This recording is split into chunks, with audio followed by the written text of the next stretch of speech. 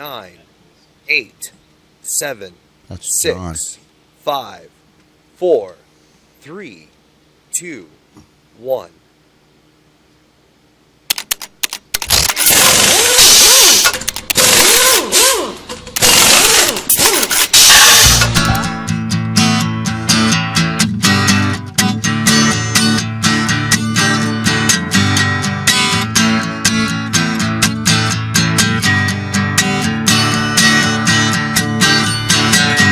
Can you hear my heart?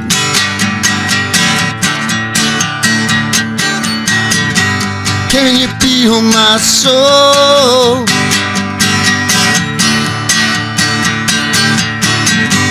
Beats inside a soul.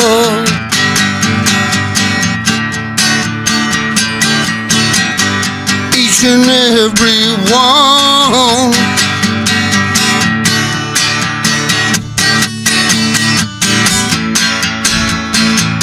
Temperature rising, writings there on the wall. I know that something is burning. It's a brand new heart.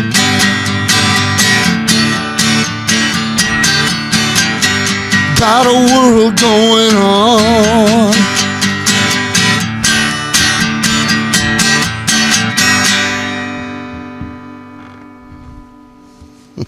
Welcome to the Underground. It's Friday. It is, what's the date? July 17th? Yes. That sounds somewhere correct. July 17th. It was a warm day out there. Hope you're all happy in Vancouver or wherever you happen to be watching from. I want to apologize in advance for the results of this show. We are skeleton crew. I mean, how many people are we down to? I think we got 3, which is how much crew we had on the last show, on Busting Fear. You want to go to the booth cam in there and show how skeleton it is in there? Oh yeah. Hey Mike, lift up your shirt again. They didn't get to see your abs. Oh yeah, look at that. Look at that, man. Oh, my life is complete. You could wash laundry on those Wow. abs. Oh, look at that. Isn't that something? You could wash laundry Wow. on those abs, but it'd be gentle cycle. When you're in shape like me, you can talk like that. Yeah. So, Mike. we have no laptops. If you want to do live chat with us while you're watching, you're free to do so. They can message us from the booth, but I'm not participating in that. Not hooked up to the earpiece. You're going to be hearing it on this radio. Have Donnie as a special guest. Kevin is sick, along with a bunch of other people. I think I'm starting to come down with something, but persevering. But we got Bobby, we got Donnie, we got guest Michael, who's going to talk about Tesla Tech, I believe, or the Tesla Tech convention. You have any topics you want to talk about tonight? Me? Yeah. Everything. What's your hot button issue this week? I don't have one. Yeah. I do. I'm really pissed off today. I don't. Right. I've not been in a great mood. I'm still trying to stick it out. It's still Friday. The sun's out. It's nice out, but Do we need to take a commercial and give you a hug or something? No. Or- Why No, do we I'm need to okay. give him a commercial for a hug? I'm just going to give him a hug. Yeah, there you go. Just get it over with. Hurry up.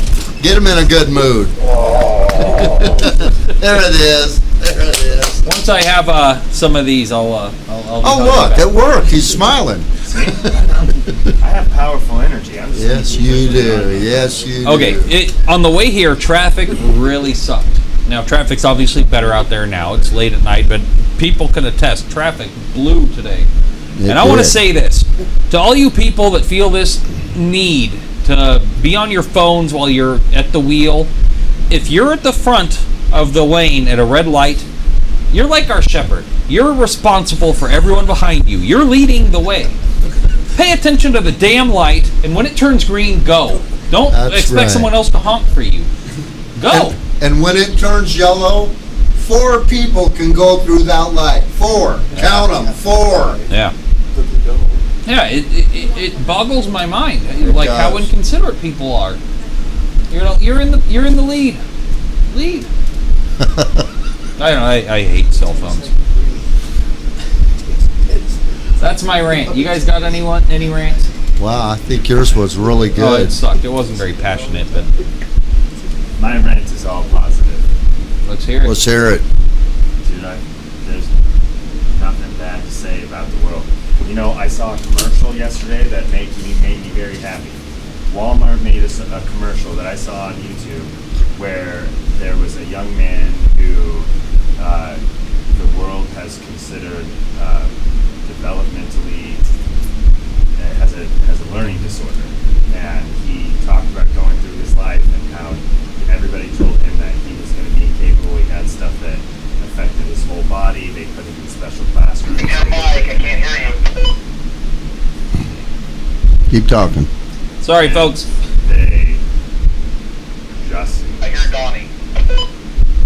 well that was who was talking. That's Whose mic do you that's need who was adjusted, talking, Mike? To adjust his mic, open. We cannot hear him. Well, there's 2 hymns out here. Well, technically 3 if you count Bobby. Which hymn? Donnie. I'm gonna keep talking. Donnie. Hi, Mike. Am I good? Can Him. I talk now? Are we good to go? Donnie him needs to fix his rocket leader. Okay. Am I better? I love this show. It's not a day for day. So, to continue on with my incredible story, Hear your story. this young man is talking about how he's been treated differently his entire life, that everyone has treated him differently, and he has persevered and overcome. He wanted to be independent, so he learned how to drive, and when he was really sick and he couldn't feel his legs, he took and taught himself to walk again, and now he has a job and he works in a factory and he does, from what it appears to be, some really cool stuff with metal. And it was a Walmart commercial where he goes, I guess I do have a learning disability. I never learned to give up on myself. I never learned that I had limitations. And then at the end of the commercial it says Walmart supports American factories, and you know what? I think that's awesome. I think that as a country we should be making our own products, and I think it's really cool to see a big corporation that in 2008, when I was talking to my friends, I was like, why don't they support American factories? And to see a commercial where they're representing that it gives me a little hope, little excitement, little joy in the world. That's my positive rant. I really want to say some stuff, but it would just totally dampen your positivity. No, I have lots of other thoughts and ideas that go along with that, but it doesn't mean that it's not a really good start. Okay. Rant on, brother. Points to Walmart first for making the case that we need to buy American. That being said, it's all well and good to spend maybe $1 million or $2 million out of your multi-billion-dollar yearly profits on a couple of ads to make people feel good about how you support American factories, but 98% of your goods are made in China. Well, I think that kind of flies in the face of everything else Walmart does.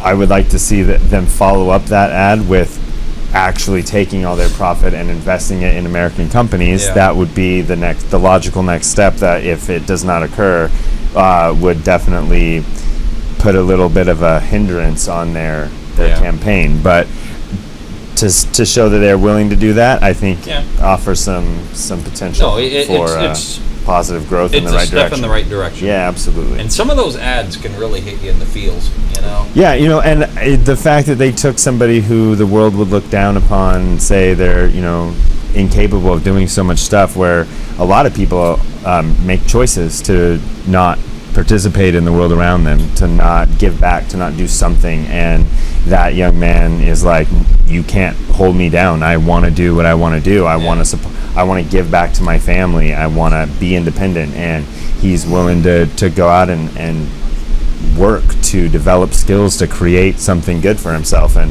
I think that that can inspire a lot of people, help them maybe have a little bit of clarity as to how good they really have it in this world, and that they have a lot more to offer. So, I don't know. It was everything I needed in that moment. It made me very happy. That's awesome. And it's been fueling me all day to think that the world could potentially become such a better place. And it could. I love your optimism, Donnie. I am the eternal optimist, the grand eternal optimist. I'm the gray cloud. making your sunshine. You know what? I Beautiful. watch a lot of Care Bears, and Grumpy has clouds and stuff, but that dude cares so much. He's a really cranky, That's like, it. bear. My God, but you I'm the figured it out. sunshine to your Grumpy. Like, it's okay. It doesn't stress Yeah. me out. We still watch Honeyball. My daughter watches Care Bears. It's like football, but for Care Bears. Oh, That's it. this moment. This moment. Adrian's our little Care Bear. Dude, Care Bears, you know what? You're a champion Care Bear who You feels are. a lot of deep emotions. I would agree to that. Yeah. Luke would admit I'm a crybaby. Nothing wrong with There crying. might be a lot of baby, but crying one, I doubt it. Oh, I cry. Do you? Yeah, the You just gotta yeah, get him that- a little drunk. I guess. no, I'll have not to even trust you on that. The hungover will do it too. Oh, yeah. Is that hungover, right? watching TV and those ASPCA commercials come on, that show the dogs, and you have Sarah McLachlan singing. Yeah. Oh, those things are Tear Those will you get you up, every huh? time. unreal. Those will get you every time. Yeah. Those are- I want to throw out the phone number. We haven't done that yet. We're still a live call-in show. We're still taking calls. If you want to call in and talk about whatever's on your mind, the number's down at the bottom. But 360-693-7544. Hello? Oh, there's nobody No there. one there? Not Okay. yet. Yeah, I think Mike answers the phone, so we won't even hear it ring. Got all excited. So if we don't have anything else, do we want to bring out our guest? I think we should. Let's do bring it. out a guest. I think it'd be fantastic. You have 3 viewers. 3 viewers, you're going viral. Wow, 3. So one of you 3, please call. Don't be scared. We're nice. That's 2 more than last week. All right, we're moving on up, man. So I guess let's bring up Michael Petrovich. He's heavily involved here with the studio. Comes on fairly often. Always an educated guest. Absolutely. Michael, good to see you, How you man. doing? Good to see you. Good to see you, my good Johnny. sir. Yeah, get all mic'd up. I'll drink beer while I wait. I think I got There it. you go. Oh, that was just in time. Wow. How you guys going? How you guys doing? I should Good. say. So you have a topic that we didn't get to discuss last week, and I guess we should just get right to that before we Before we diverge off into Yeah. whatever else will come up. go off into the woods. And So- again. Next week, actually, I'll probably leave a week from Sunday because I'm going to drive down to Albuquerque, New Mexico. And I am headed to the 2015, you can see this, 2015 Extraordinary Technology Conference, which is going to be in Albuquerque, New Mexico, July 29th to August 2nd. And so this is, I think it's the 6th one of these that I've gone to.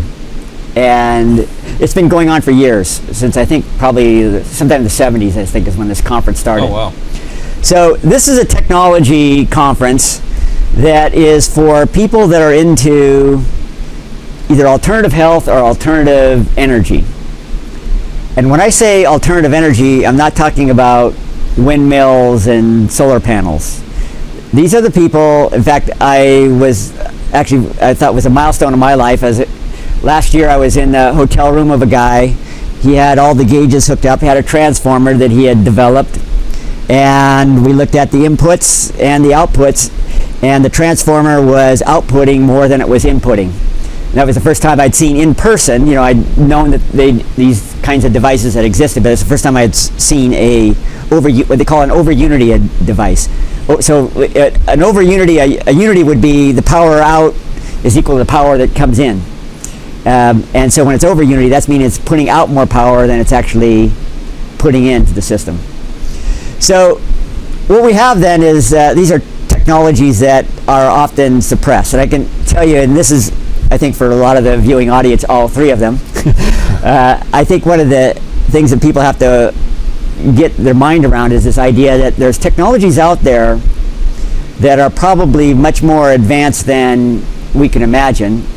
It's like people years ago, how many people have heard that there's like a 250 mile per gallon carburetor? Have you ever heard that story? People saying, oh, there's some carburetor out there that'll do 250 miles. I think there was. I think it's the Pogue carburetor, which is what they're talking about. But it seems too incredible, and people would say, well, if there was a device out there like that, every car would have it. It would be, it'd flood the market. they'd capture it. So, but the interesting thing, and it's kind of sad, is there are certain technologies like a number of people have been doing what they call these HHO. They're putting hydrogen. They're splitting water into oxygen and hydrogen and feeding that into the gas engine and then boosting up the performance. So you've heard a lot of that. A few years ago at one of the conferences, one of the experts, and so when I talk about the experts, he's like the world's experts that are dealing with these kinds of systems, and they say, there's so much we tell in conferences, and there's other stuff we'll tell you, one-on-one. It's really interesting when you sit and talk to these guys one-on-one. But they have been told, for example, we'll let you get up to maybe a 25% increase in efficiency. If you go beyond that, then we'll shut you down. And the reason is, and you have to understand what's going on. And I've had a hard time trying to understand basically what they're trying to do. But we have, for example, an intelligence organization that monitors this kind of thing. For example, I was talking with some old timers, people that were at these conferences back in the 70s, and somebody was about to give a presentation, and the FBI came in. And several of them came in, raided the place, took out all their demonstration devices, and basically shut their presentation down. So what you have then is a group that, and I'm not sure what agency it works for, and I suspect it's CIA, but I think it's more global, because I've seen people in different countries will also get shut down. And so they monitor certain technologies, and if these technologies could disrupt the status quo, these would be game changing. So they have, as someone described it as, we have the $10 million club. And the $10 million club is, we see people that develop certain technologies, and we'll come in and we'll offer to buy them out. And it says on average it costs about $10 million.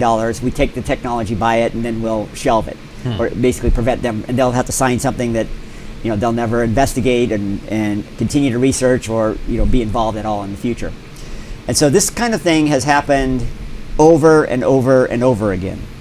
If you don't take that offer, then it gets real uncomfortable for you. And if you're still not willing, I can tell you that people have lost their lives investigating this kind of technology. I want to go to a few things. You mentioned the over Unity device that produces more power than it takes. Now, under I don't know whether it's the second law of thermodynamics, yes. But how is that possible? I mean, without divulging trade secrets. Oh, it's not. And it's kind of funny because the people that are involved with this aren't really necessarily trying to maintain secrecy. In other words, it's almost like open source. It's people are trying to get this technology out. And I can tell you, and in fact, in recent years, people have used that as a model because they really want to get this out, and they really realize they have to go to open source model. Everybody, I can tell you, everybody that has tried to keep the technology to themselves and tried to develop it and tried to develop a business plan and go into marketing some kind of technology, almost all of them have been either bankrupt, thrown in jail, or have been killed.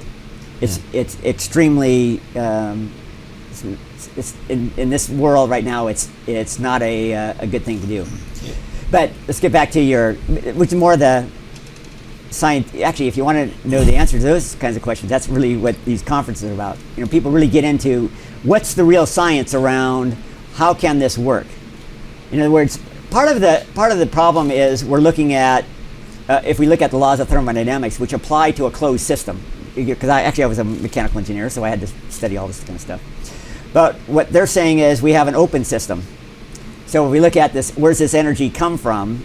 It's not just this closed system, but we have the energy that's coming in from the ether or the atmosphere or whatever that's feeding this system far beyond what would normally be the case.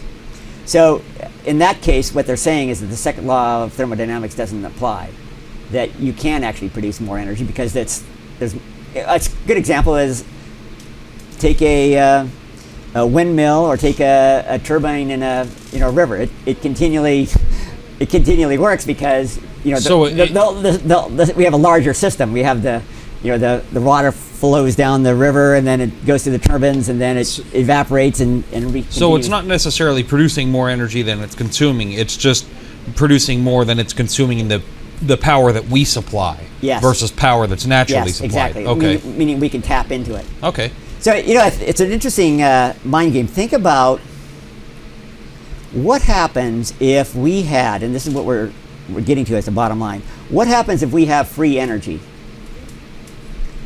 Think about, now, first thing, of course, everybody thinks about what happens with our automobiles. You know, if we had free energy device, you'd never actually have to go to the gas station. You'd never have to pay for gas. You could go on a trip. You wouldn't have to worry about gas mileage or anything like that.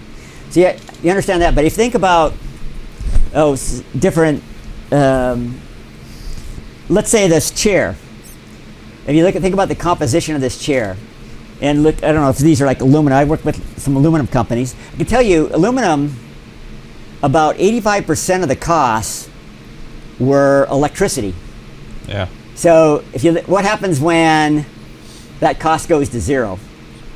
So you get what I'm getting at here is that, and think about, you know, you work in a machine shop, and think about all the energy that's used in the machine shop, everything from, you know, running machines and on and on and on, and shipping and all the other things, transportation. What happens when all of those costs go to zero? You see how it starts disrupting the entire economic system.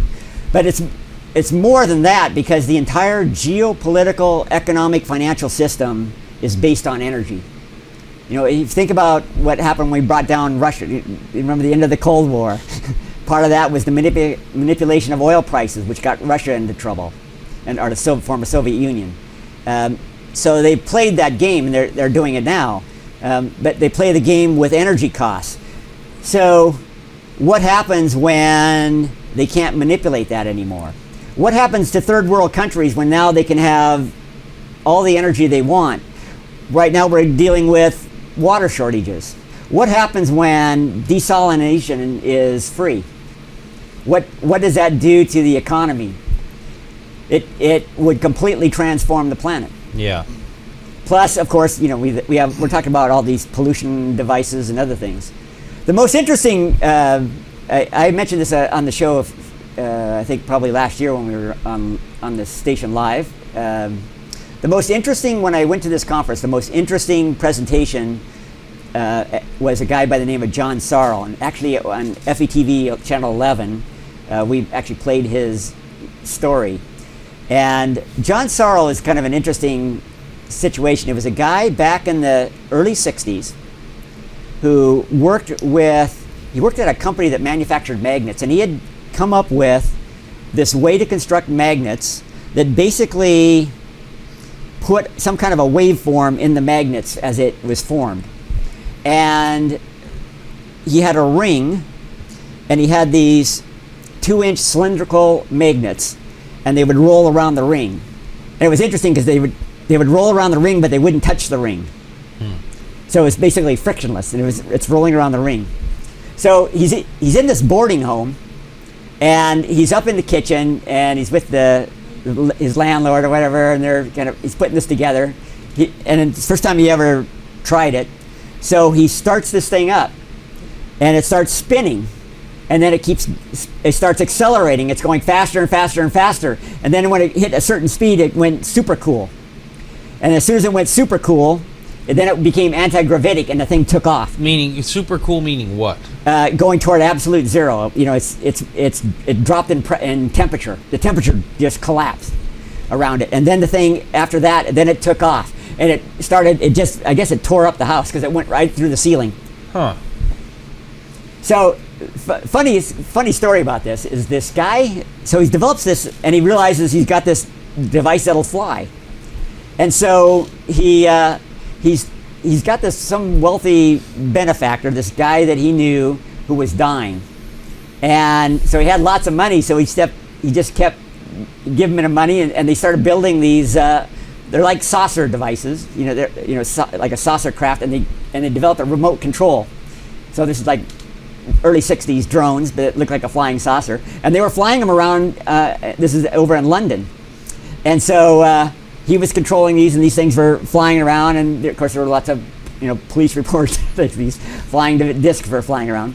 So he built several of them, and then after that, of course, the guy passed on. He didn't have the finances, and then the price of magnets went up. At a time, I think it was either the Soviet Union, had cornered the market or whatever on these materials. The prices had driven up.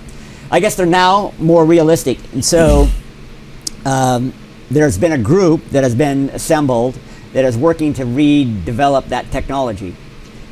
This gentleman's still alive. He's in his 80s now, and I saw him at the conference. He attended probably about 4 years ago or so now. And so this group has got together. They were really close to developing their initial prototypes, so I'm kind of excited to see what's happening. So when I go down there, I want to follow up and see. So they've announced they're going to be there this year? I don't know yet. I'll have to see if they're going to be, because a lot of times there's different vendors and people that are showing up. And of course, we just broke 270 subscribers. 270. Cool. So it'll be interesting to see if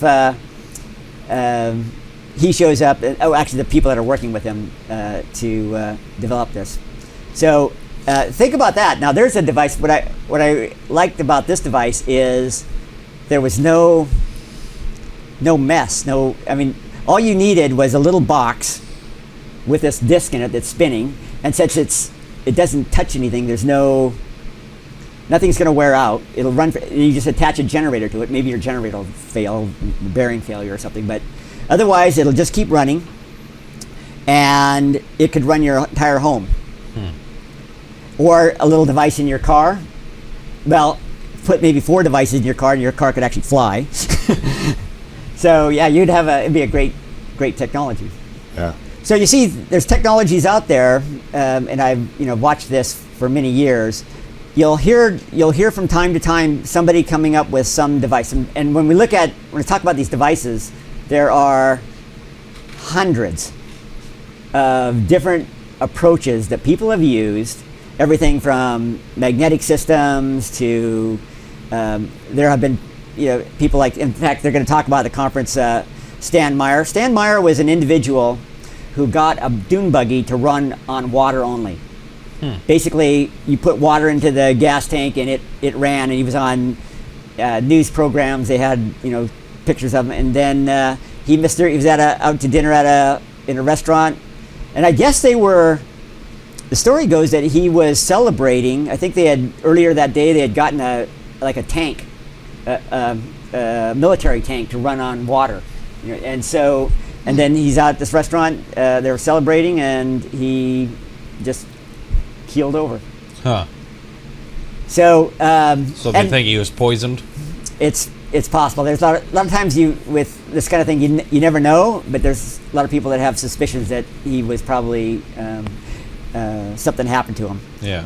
And of course then the next day you see these people in the suits and come into raided his laboratory and like what happened to Tesla. Yep. They went in, took all his papers, and that's kind of the typical story.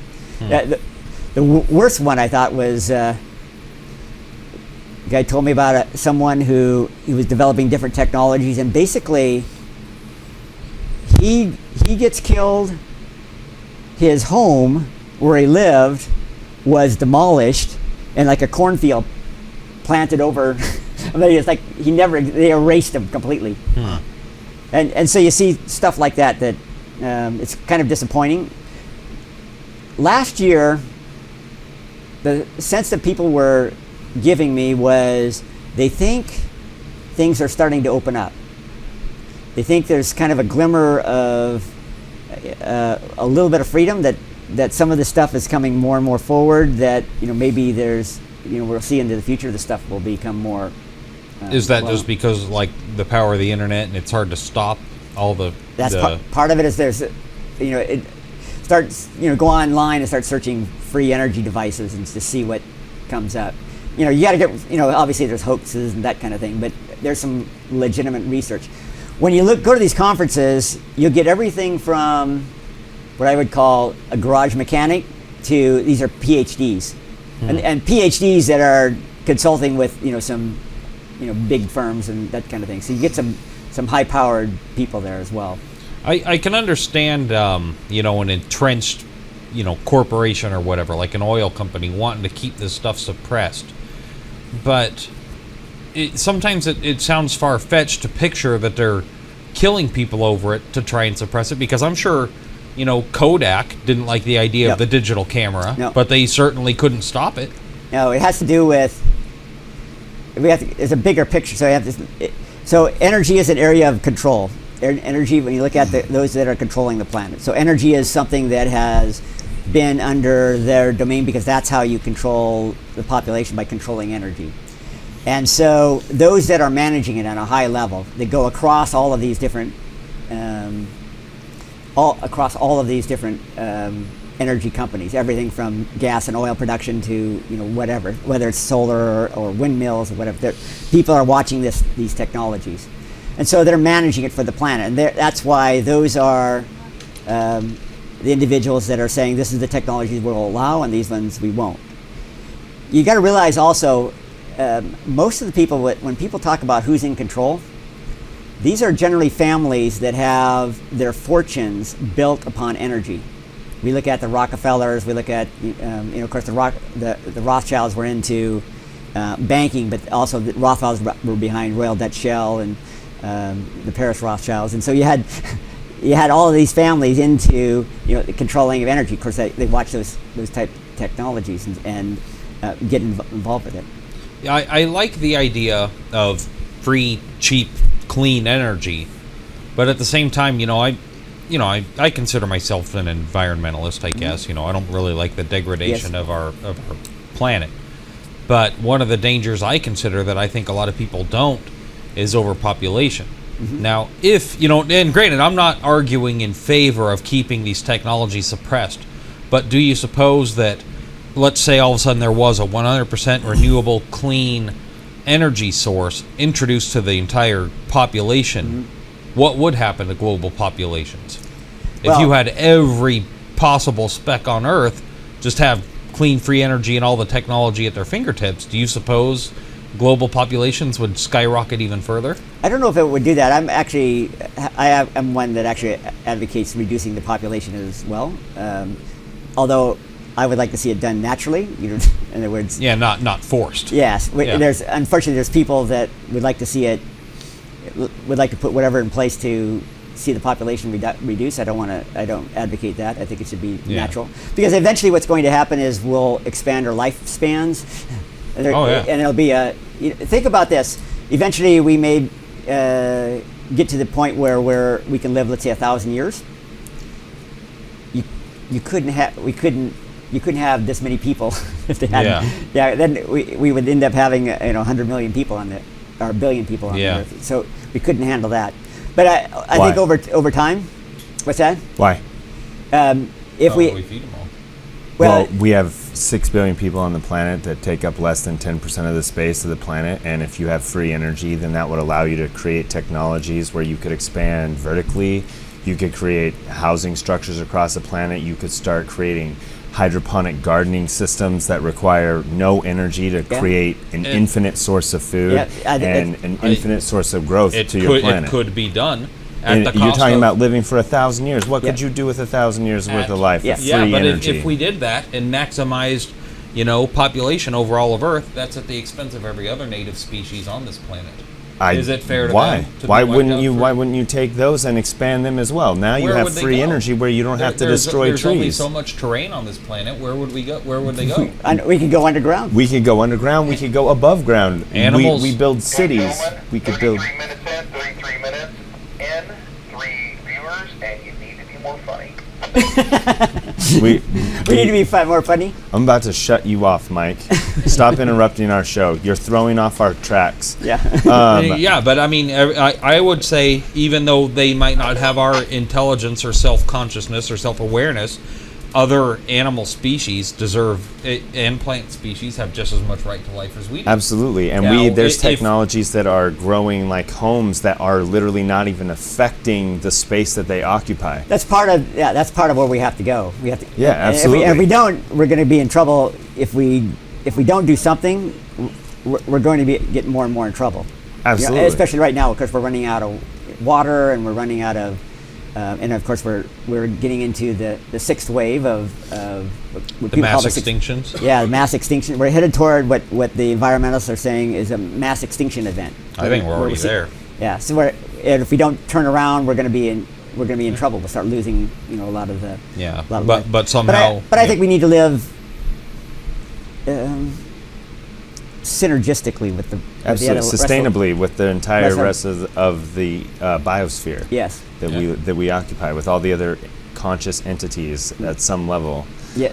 But there's massive amounts of technology out there that it doesn't have a big foothold yet, but in an environment of free energy, it would have an infinite foothold to grow and to develop. And there's a huge amount of physical space on this planet that is unoccupied. And Unoccupied by humanity. Hey, we got a comment. Aha, funny. 2 viewers and 270 subscribers. Okay. Thank you. Say 200. Thank you. Appreciate Yeah. you. Now, actually, the other downside would be one of the problems that we have is still a tendency with our consciousness level to weaponize technology. Yeah. Yep. And so we've got to break through that. Absolutely. And part of it, if you think about one of the things that leads to conflict is this whole idea of scarcity. Yep.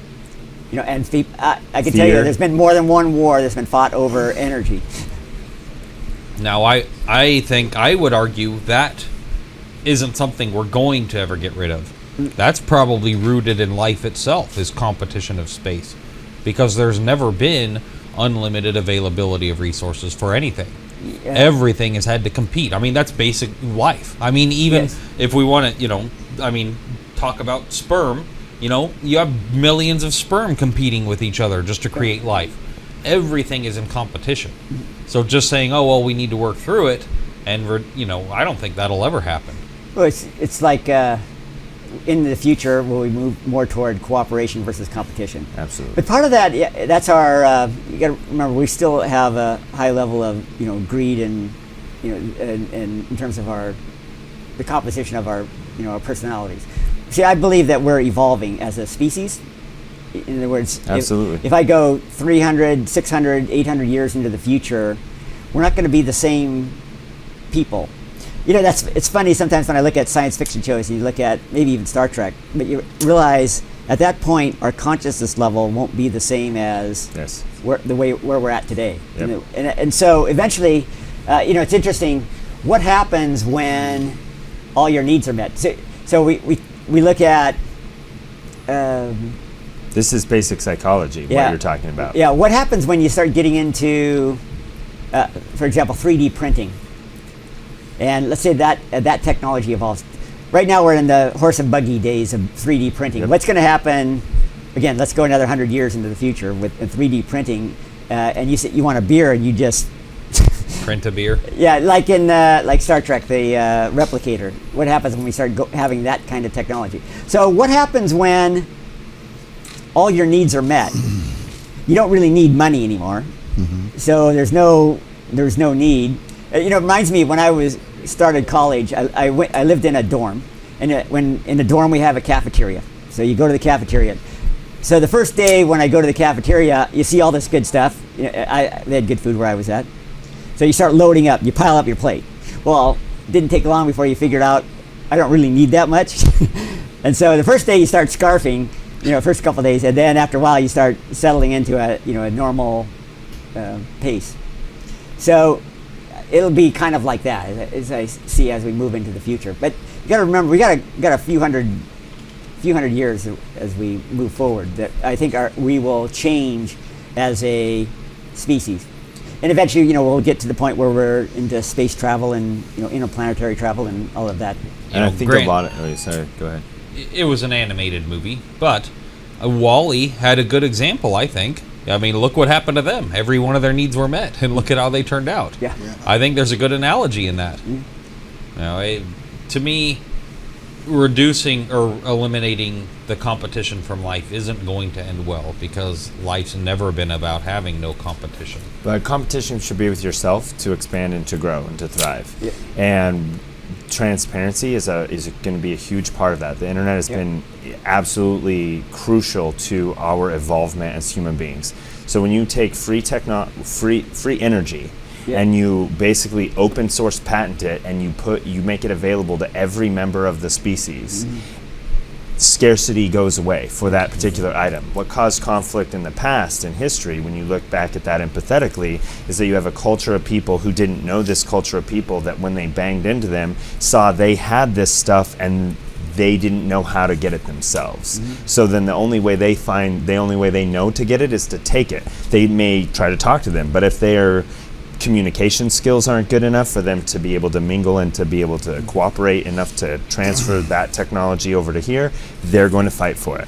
And we've done that in small cultures and we've done that in larger scale cultures. But as you take the internet and you make it available to third world countries, people who struggle to have to go collect water, but they can look at a cell phone and they can read the internet. They can read about different ways to produce electricity, and they're going out and doing it. Children are creating water filters that are supplying clean water to their entire villages, all from using a cell phone or from using a laptop. So when you have that kind of technology where people can access the necessary patterns to be able to create their basic needs, then they can start thinking on a higher level. And that's basic psychology. When your basic needs are met, then you can begin to expand into creativity. You can begin to expand into empathy, into looking at the world around you, to seeking to create with other people, to being cooperative. But you can't do those things if you are in fear that your basic needs won't be met. If I take away food from you, you're going to become more hostile.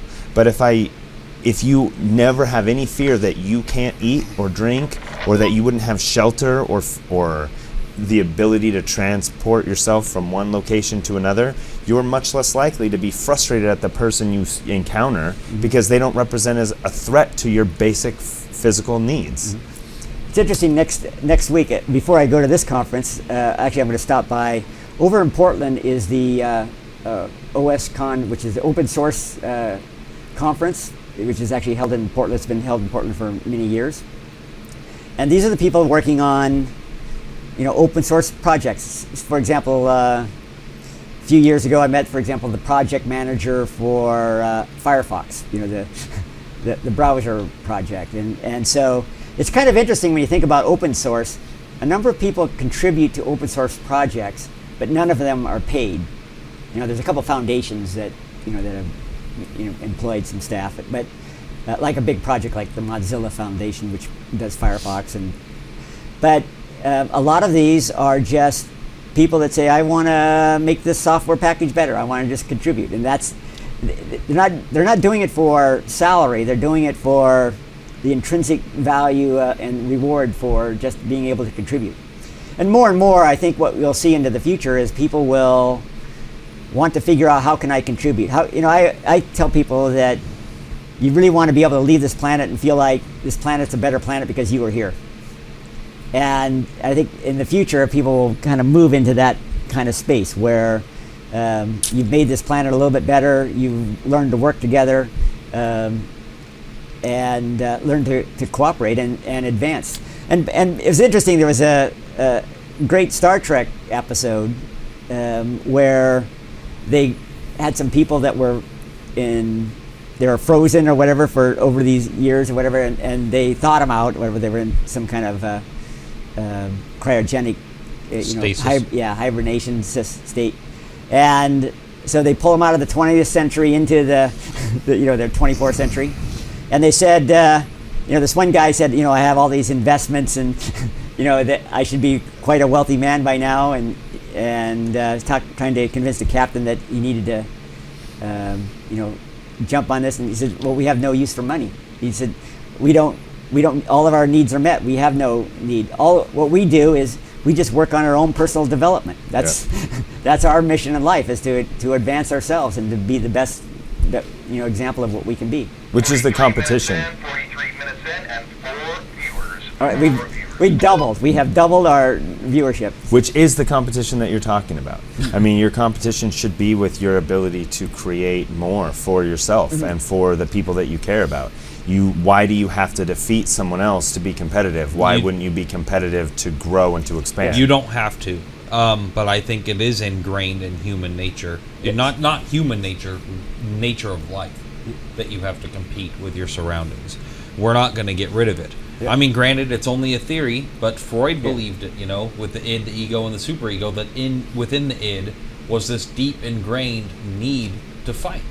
And that if you tried to suppress that completely, you had violent outbursts, kind of like what we have today, with zero tolerance policies in schools.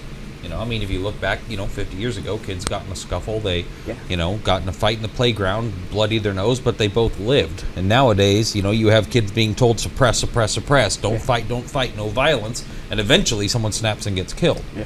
Yeah. It's interesting. In college, I was a gymnast. I actually competed at Washington State. I was a pommel horse specialist. And back in the days when those colleges had gymnastics teams. And it was really interesting, and I thought about this over the years, is that when I was in competition, I was really competing against myself.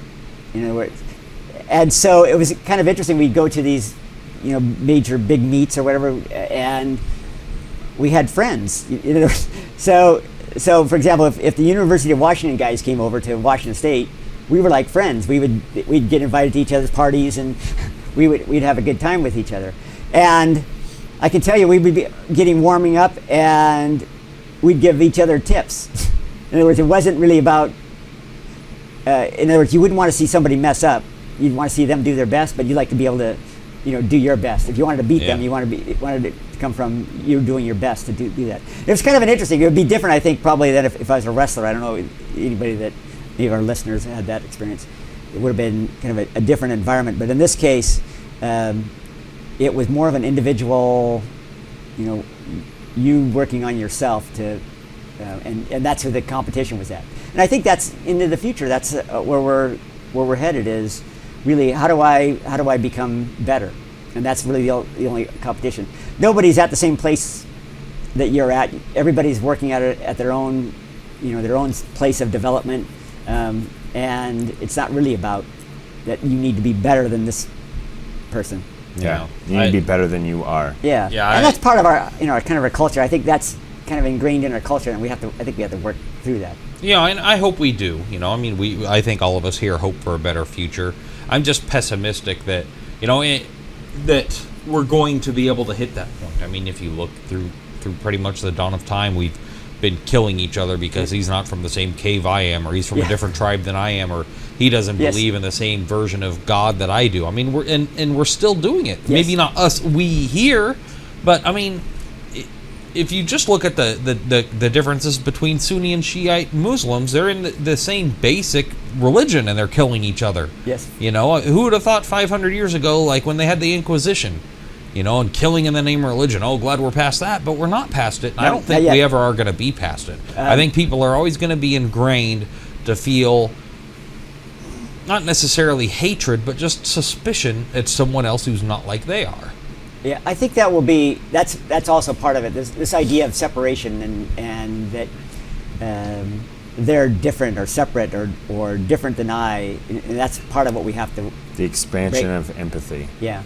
And I think that will be, but I think one of the things that's happening is we've been going through this phase. If you look at it, you've seen the rise of fundamentalism, and it's becoming more and more ingrained. And as we start going into transitions, when you go into transitions, it gets messier and messier because those that are wanting to hold on to the old become desperate and clinging, and we've got to break through that. We probably have karmic consequences to go through before we'll resolve all of these issues. But I can see out. I think we probably have some bad times to head through, and then into the future. I think we have some. I see a golden age into the future. Yeah, really beautiful time period. I hope you're right. Yeah, and it's just going to be messy getting there. This world is the beautiful future of 3,000 years ago. Mm-hmm. I mean, 3,000 years ago, the world was far more dangerous for you as a human being than it is today. That is true. As much as you feel the negative space and the pessimistic space of how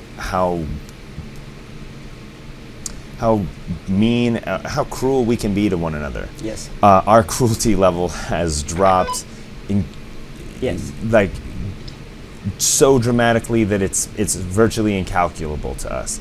For the average human being living 3,000 years ago, their daily struggles to survive would make them feel like they were living in heaven right now. To be able to wake up and to turn on a faucet and have water and open up a door and have all the food that they need, to be able to walk into a grocery store, to climb into a car and drive down the road, literally incredibly relatively safe on a mass scale.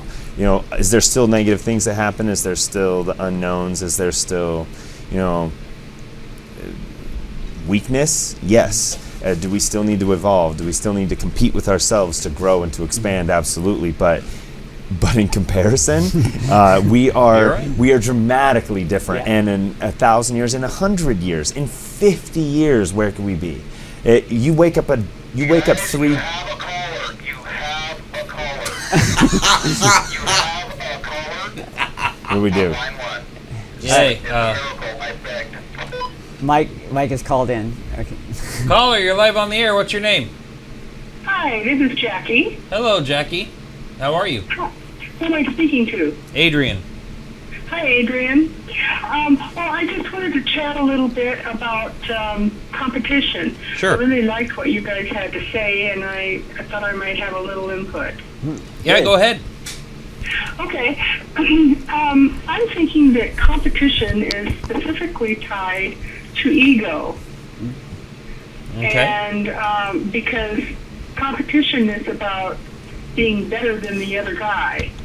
I see that in business, making more money or making a better product than the other guy. I see that in sports, the competition, and I think the driver is ego.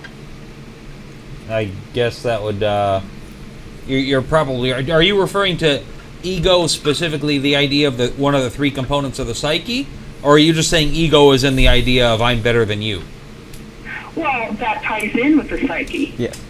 Yeah. It ties in with the psyche. Ego is part of the psyche, and you had mentioned that it was part of mankind that will probably always see competition. That's the theory. Yeah. Huh? Oh, I just said that's the theory. Yeah. Yeah, and I think you're right because I think it's tied to ego. If you think about ego as, let's say, part of it that creates the sense of I. In other words, part of what ego does is it creates the separation and the sense of separation, that I'm unique and different from you. If you think about that as part of the ego, that's one of the outcomes of our ego, that it does create this need for competition. And so I think the caller's right, is that as we, let's say, transform the ego, as I said, as we look into the future, I think as the ego starts looking at more and more this sense of collective feeling, of group sense, and I guess you said like empathy for others. I think as that starts growing, and that's what I see as a transition as we move into the future. I see that moving more and more, and then I think you'll see the less and less need to compete. So, okay, now I'm starting to think, if we achieve that goal of an ultimate utopia where everyone is just, no competition, wouldn't that basically reduce humanity to just an anthill or a beehive? Yeah. Where everyone's just going for the common good and there is no individuality at all? I don't think there'll be, in some cases, there may be more creativity on the parts of the individual. In other words, that energy would be put into moving the world forward instead of trying to work against the collective accomplishment. Like Jackie said, the ego drives. She's seen it in business. She's seen it in sports. And sadly, Jackie, I agree with you that in the past it has been about, I want to make a better product than the other guy. And at times I think it can be that way, but I think if you really got into a lot of those humans' minds and you could really look at the core driving system of why they're creating that competition in the first place, it's not that they want to beat the other person, it's that they want to have the best possible thing that it exists at that time, and that's a different motivating factor. It's not to belittle or to hurt another person, it's to create something better for as many people as can access that thing. And so when you create a utopian society and you feel like we become ants where it's just all this, I don't think that could ever exist, because Think about an iPhone. Yeah. Think about the introduction of an iPhone. Was it really to stamp out, the telephone industry? It was basically to expand and introduce a new technology into the planet. Yep. It was a mission that was far greater than just trying to make money. In many ways, did they far exceed the product of many other computer companies out there that had existed at that time? Yes, they produced they revolutionized the way we use computers. Do you think that the invention of the smartphone has been good for humanity? In many ways, it's been incredibly good. It has provided people in third world countries access to the rest of the world that they never had before. But can anything be misused? Yeah, we prove that with technology every day by going to war with it. Yeah, and I would argue probably the first caveman that decided a rock was more effective than his hand probably didn't use it as a hammer to build a house, but to kill his neighbor. And that's kind of what I've been pointing to, is just, it's in our nature. But that would all flow from scarcity and fear. The invention or getting food, or the invention of the smartphone, I don't consider a benefit for humanity. You're right, there are benefits to it, but I think ultimately it's been a degradation of humanity, because what to me made humanity great was our intellect and our way to solve around problems. Now you go find a person with a smartphone and ask them what someone's phone number is.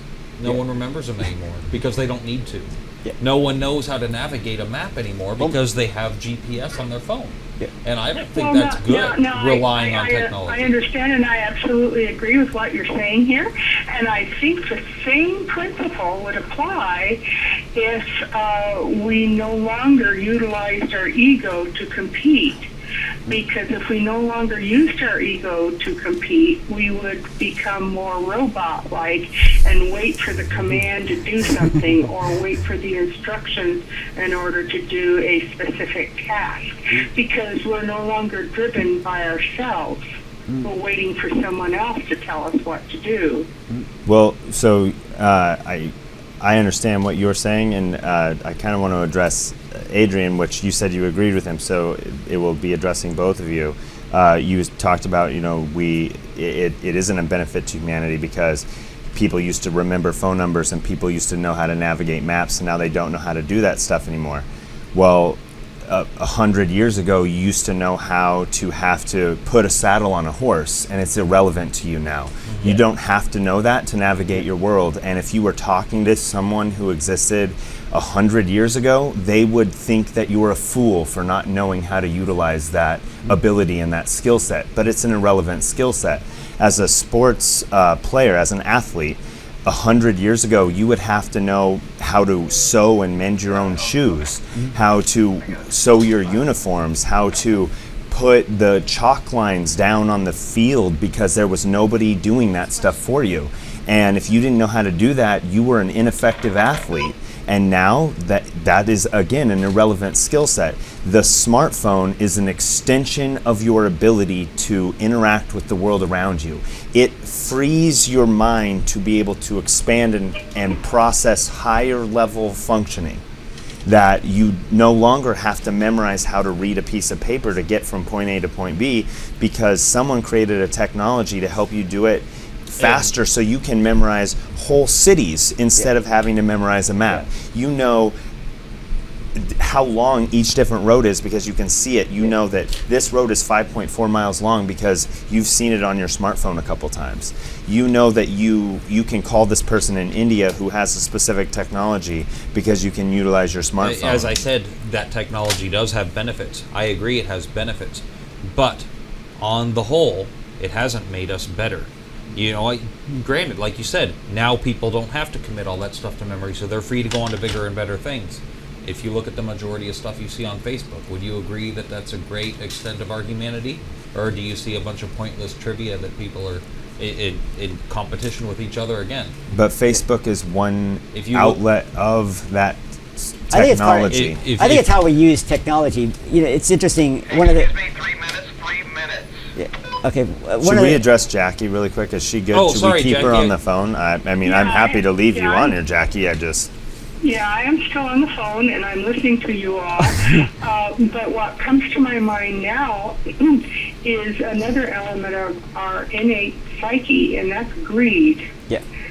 And how are you going to take greed away from humanity in order to take their ego away, in order so there's no more competition? And again, I will argue in human nature. I don't think you ever will. Even in communes, you'll find people that become greedy. I mean, a commune is Yeah. supposed Yes. to be the ultimate in people working together for a common good. And I like the idea. Communism is a great idea in theory. But what'll happen is you'll have certain people realizing I don't have to work as hard because everyone else is covering my back. So I can sit back. Or people would acquire they seek power in those kinds of environments. But that's part of where we're at. That's what I said. You're talking about 21st century consciousness, and I know we've got to work on it. You got to think about us as being, we are just adolescents from where we're going. We haven't gotten into adulthood, you know. And you look at you basically got a bunch of teenagers running the planet, and that's what we. That's a good way to think about it. And so we got to evolve out of it. Yep. You know, it's not going to be easy. We've got some consequences to go through. and the more that we're able to develop and expand our minds, expand our abilities, our skill sets, our technology, our tools that we And we utilize have to navigate the world. The point I was going to make about smartphones is the one downside is it takes people out of the moment. Yep. You know, remember, instead of interacting with people are sitting right next to somebody and they're Yeah. I'd like to see that. Somehow. It's kind of weird how evolve. it's supposed to make us more connected, but it's made us more isolated. Yeah. So Hey, guys. we have to work through that. Yeah. Guys, I'm still here. I just wanted to let you all know that this is a great show. It's been very interesting. I really have enjoyed it. And thank you so much for letting me participate. Oh, and thank you for calling. Thank you, Jackie. Jackie, you have a I'm wonderful free at the line evening. now. Bye-bye. Bye. Bye-bye, Jackie. I guess it is drawing near to the end. What- So, do you want to throw out your information for Tesla Tech? Yeah, let me convention? just say, those of you that are interested, at least you may not want to go down this year, but maybe in the future, just that you know that it's there. This is the Extraordinary Technology Conference. It's every year. It's been in Albuquerque for many years. It used to be up in Nevada, but it's been down in Albuquerque for several years. It's on the screen. Yeah. Oh, and he's got the website up there, so you can check that out. I think you'll find it interesting. They have a monthly magazine which I brought in, or quarterly magazine, and it has different technologies and things that people talk about. So anyway, I'd like to just introduce into the consciousness of people that there's technologies that might be out there. If we can get people to start thinking about that, it gets harder and harder to suppress. Yep. I want to throw out there, I've had a great time talking. It's Yeah, oh, been yes. good debate and discussion, and personally, I hope you guys are right. I really do. I hope the best for humanity. I'm just pessimistic at our odds. Yep. I think it's always been in our nature to kill each other. Yep. Well, if you weren't here, it wouldn't have been much of a debate. Yeah. So Rick I've had a good time. pessimistic perspective. Well, I always like Adrian's perspective. So. Thank you, Michael. And good luck to Kevin and all our crew missing out there. I hope everything starts going better for you. Bobby? Hey, guys.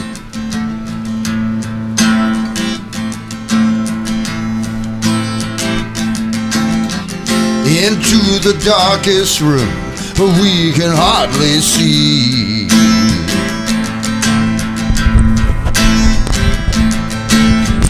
Into the light we come, into the air we breathe.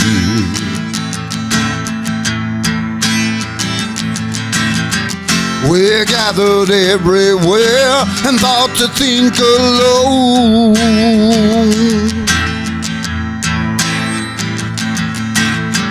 Creating minds that fear, creating hearts of stone. So here I am, I'm a strong man, but I'm a wanderer, lost control. Here we are, lost in the same place, caught between what is right and what is wrong. Hell, it's who we are. So heaven help this place and melt these hearts of stone.